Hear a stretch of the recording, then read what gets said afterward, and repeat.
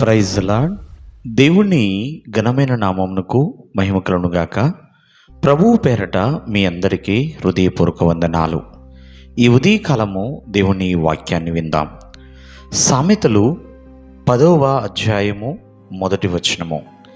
జ్ఞానము గల కుమారుడు తండ్రిని సంతోషపరచును, బుద్ధి లేని కుమారుడు తన తల్లికి దుఃఖము పుట్టించును. ప్రేమిన వర్లరా, జ్ఞానము మరి జ్ఞానము కలిగిన పిల్లలండి, వారు తల్లిదండ్రులకి సంతోషమును ఆనందమును కలగజేస్తారు. ప్రేమైన వర్లరా, మరి ప్రతి ఒక్కరూ జ్ఞానము కలిగిన పిల్లలుగా ఉండాలి అంటే తల్లిదండ్రులుగా ఉన్నవాళ్ళు నడవవలసిన దారిలో వారిని నడిపించాలి. ఎందుకంటే బైబిల్ గ్రంథం సెలవిస్తుంది, బాలుడుగా ఉన్నప్పుడే తను నడవలసిన మార్గములో నడవాలి, చూపించవలసిన మార్గముని వారికి చూపించాలి, నేర్పించవలసిన వాటిని పిల్లలకి నేర్పించాలి. ఎప్పుడైతే వారికి చూపిస్తా, నేర్పిస్తా, నడిపిస్తా, వారికి అన్ని విషయాలు తెలియచేస్తూ ఉంటారో ఆ పిల్లలు జ్ఞానము కలిగిన వారిగా ఉంటారు. ఎందుకంటే తల్లిదండ్రులుగా ఉన్నవాళ్ళు చిన్న వయసు నుంచే పిల్లల విషయంలో ఎంతో జాగ్రత్త కలిగి ఉండాలి. పిల్లల కొరకు కొంత సమయాన్ని కేటాయించాలి. తల్లిదండ్రుల యొక్క ప్రేమను పిల్లలకు పంచాలి. వారి పట్ల ఎంతో బాధ్యత కలిగి ఉండాలి.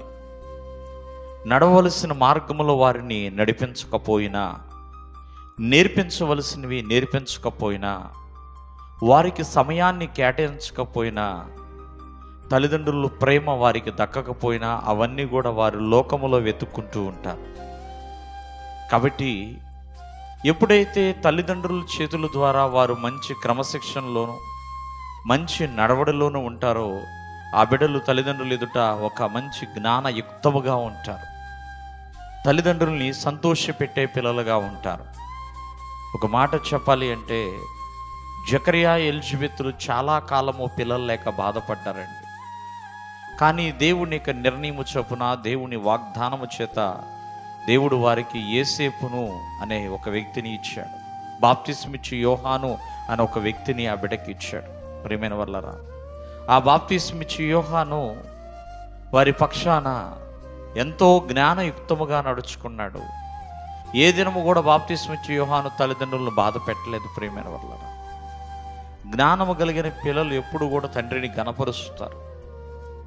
తండ్రి ఎదుట, తల్లి ఎదుట ఎంతో ఎంతో ప్రేమైన వర్లరా నమ్మకముగా ఉంటారు. సన్మానించేవారిగా ఉంటారు, వారిని గౌరవించేవారిగా ఉంటారు. మరి వారు జ్ఞానము కలిగిన పిల్లలుగా ఉండాలి అంటే తల్లిదండ్రులు కూడా వాళ్ళని జ్ఞానములో తెలియచేయాలి, భయభక్తుల్లో పెంచాలి, ఎల్లప్పుడూ కూడా వారికి నడవలసిన విధానాన్ని నేర్పించాలి. దేవుడు మిమ్మల్ని దీవించును గాక. ఆమేన్.